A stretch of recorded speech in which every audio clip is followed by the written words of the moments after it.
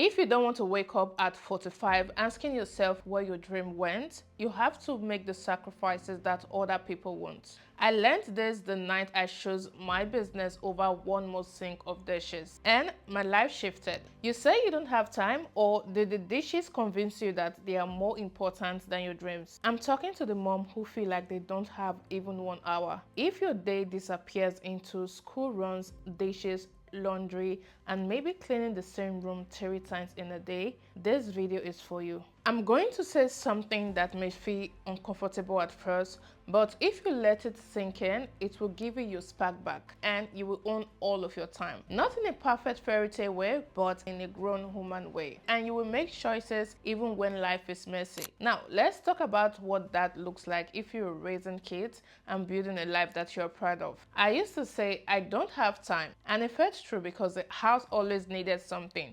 Somebody, somewhere always needs something. Here is what changed everything for me. I realized that I'm choosing every day. Not choosing good versus bad. Choosing between what is in my face right now and what I want for my future.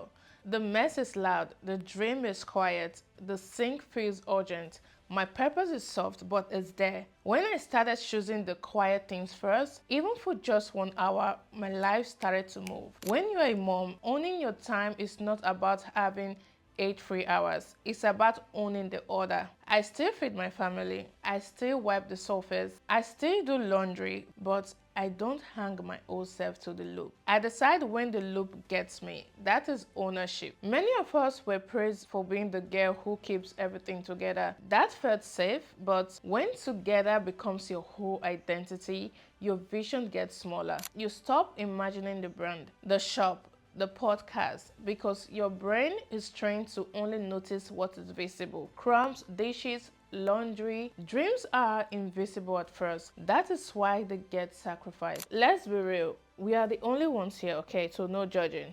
But sometimes most of the lost time we have in a day isn't just choice. It is transition time and indecision making.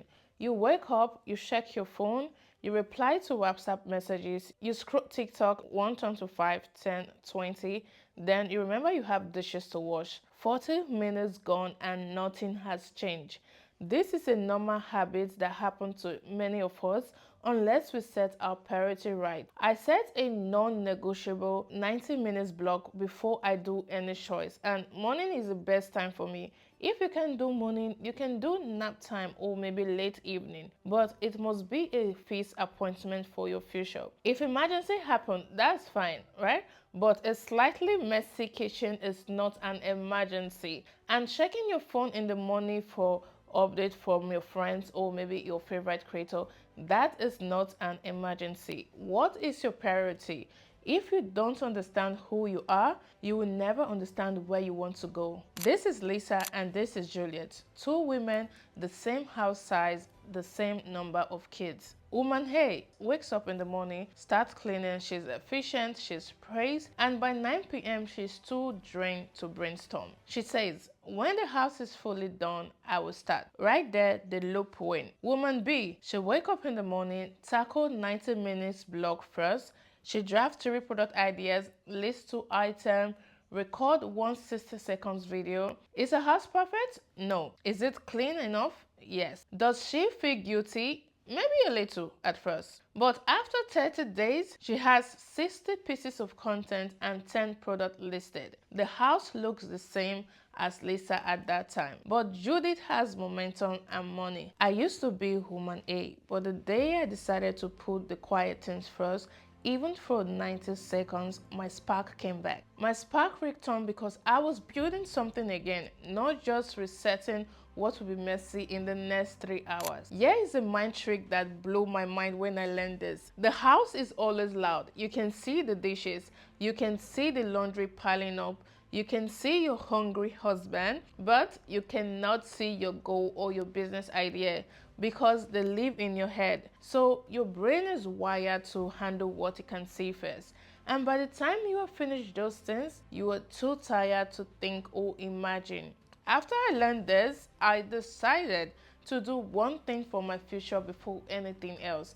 even if it's small. Maybe adding a design to a new mockup or rewriting one product description. Then my brain knows I have something to finish. So even when I'm doing chores, I just move through the chores faster so I can get back to what I was doing. And at the end of the day, I feel productive. And if something comes up that I can't control, I don't beat myself up because I already did something for my future. If you don't time block or set a time for your tasks, you can end up cleaning all day. Sometimes when we say I don't have time, we really mean I am scared to choose myself. It feels easier to say the house needs me than to say I will leave that basket and work on my dream for a bit. I change how I talk to myself. Instead of I didn't have time for my business, I will say today I chose not to make time.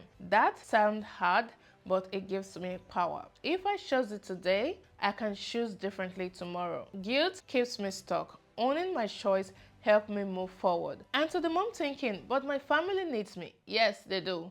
They also need a mom with a spark. A mom who has something of her own. Kids don't need a perfect house. They need you. Your family might be used to you cleaning and picking up after everyone. That is okay. But a simple talk can help. If you have a partner, you can say, babe, I have this thing I'm working on that is really going to help me in the future. Please, I need just 1 hour to work on it. Please, can you just keep the kids together? And when I'm done, I'll quickly just clean up so the house feels normal. It may feel strange at first. People are used to the always cleaning mom. But once they see your seriousness and consistency, everybody will adjust. And when money starts coming in, it will help the whole home at the end. I will tell you this for free. Your husband needs your support, but is too afraid to say it because of the way men are wired.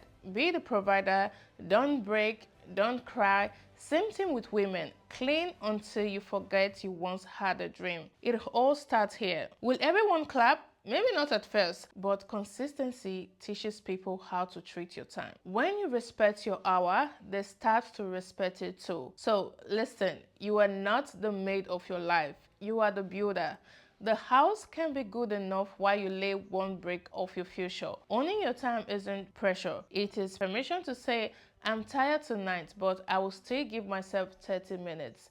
Permission to say no to the fourth load of laundry and yes to the first draft of your product page. Permission to be the mom who builds. If you feel like you need to work on your life and you don't know where to start, this is where I will start today. Put one protected window in your calendar, maybe 30 to 90 minutes, and tell somebody in your house your new plan. Do one thing that grows, maybe list an item, film a 60 seconds video, write a description, or build your product page. Not perfect, but done. Tomorrow, the loop will call your name again, and your future will too. Only one of them will pay you back.